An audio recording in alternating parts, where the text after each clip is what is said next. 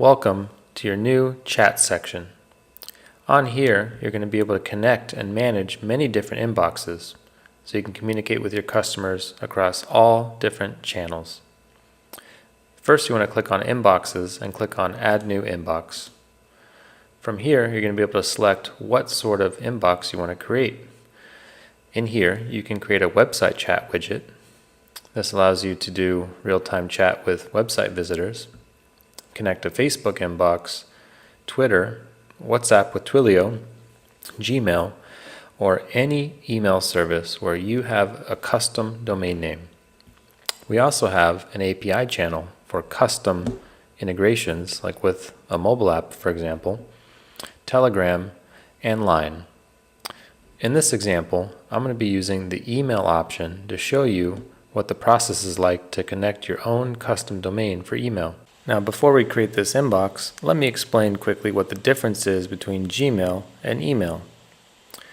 If you're using Gmail or Google Workspace, you'll select the Gmail option. If you're using any other email service and you happen to own your own custom domain, you're going to select the email option. The Gmail option will confirm you have permission to use this domain by logging in to your Google account. The email option will confirm you have permission to use this email domain by asking you to update some DNS settings on your domain. The first thing you want to do is go ahead and give this channel a name.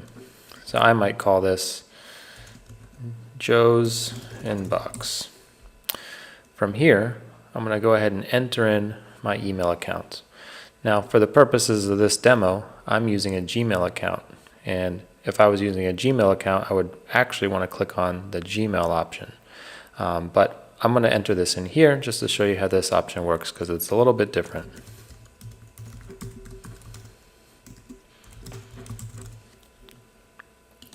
On this page, you'll be able to select what agents can access this inbox. Now, if you're just working with yourself in here, you're an administrator, so you can always access this inbox. But if you're working in a team environment, you might want to grant certain team members access to this inbox as well. This would be perfect if you're using the inbox for, let's say, customer service, tech support, or you're all working out of a general support inbox. So I'm just going to skip this step and click Add Agents. Now my new inbox is ready to configure email forwarding. We automatically generate a unique email address that you can use to configure email forwarding with your existing email service. The reason we do it this way is so we don't interfere with anything regarding your existing email service. So any changes that you make are not going to affect the sending or receiving of messages to your existing email service. So what we're going to do is we're going to copy this email forwarding address and we're going to set up email forwarding. So this email inbox will get a copy of all emails that come into your existing email service. Now, if you don't want all emails to come into this inbox, you can typically set up rules that allow you to forward only specific emails. Now, the settings for this are a little bit different depending on the email service that you use, but I'm going to show you how this works for Gmail. But you'll want to check with the email service that you use for more specific instructions. So I'm going to come into my Gmail inbox. I'm going to go ahead and I'm going to click on Settings. And under All Settings, I'm going to see an option for forwarding. I'm going to click on that and then I'm going to click Add a Forwarding Address. Here I'm going to paste the unique email forwarding address I received and I'm going to click Next. It's going to give me a confirmation pop-up that I have to click on. And now a confirmation code has been sent to this address to verify the permission to set up email forwarding. So I'm going to go ahead and click OK. Here, it's asking me to enter a confirmation code. Some companies require you to enter a confirmation code. So now I'm going to go back into my chat inbox. And on this page, I'm going to click Take Me There. Take me to my inbox. Now in here, you'll see I immediately have a message in here under the All tab. This is the email I just got from Gmail wanting to confirm permission to set up email forwarding. Here's the confirmation code that I need. I'm going to copy this I'm going to paste that into Gmail. Perfect. Now my email forwarding address has been verified. Now I want to forward a copy of the mail to this address, so I'm going to select this option. Next, Gmail is going to ask me what do I want to do with the email in the Gmail inbox. Do I want to keep it there? Do I want to mark it as read, archive it, or delete it? In this example, I don't want the email forwarding to affect any email in my Gmail inbox, so I'm going to select the option that says keep Gmail's copy in the inbox. Now I'm just going to save my changes, and I'm good to go. You'll get this warning at the top notifying you that your emails are being forwarded. This is okay. Let's dive back in to the chat inbox.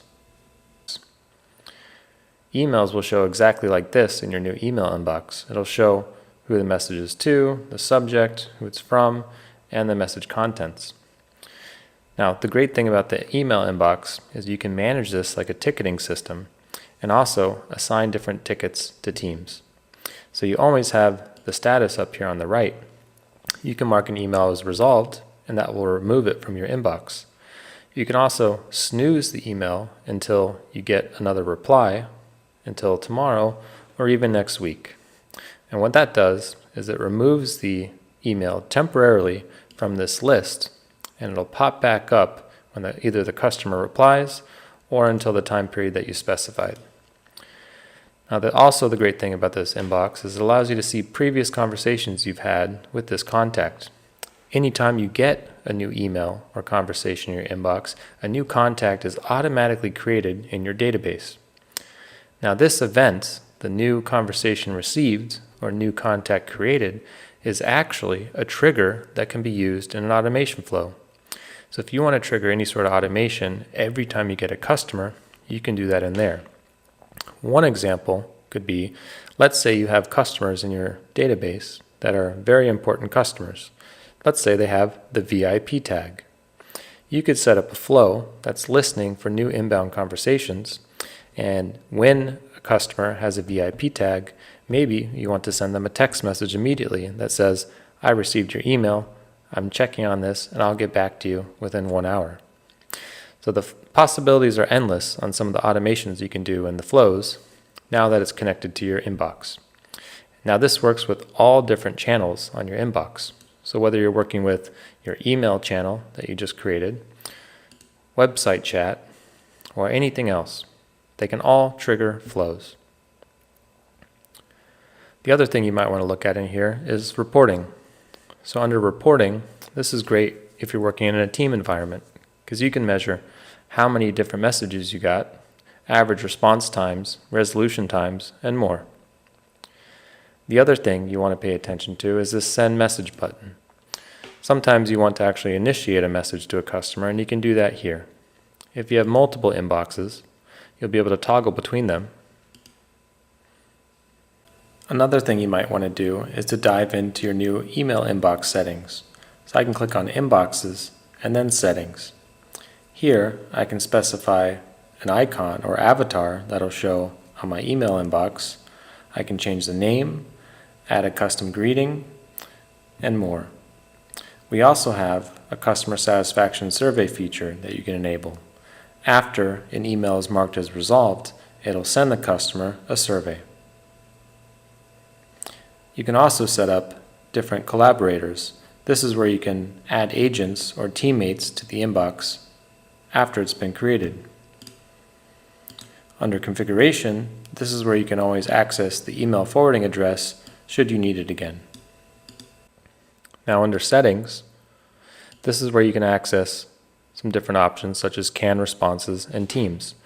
Canned responses are templates that you can reuse across all your different inboxes. It's super easy to add. I'm going to add one right now. So I'm going to go ahead and type in a canned response of hi, and I'm going to type in a message.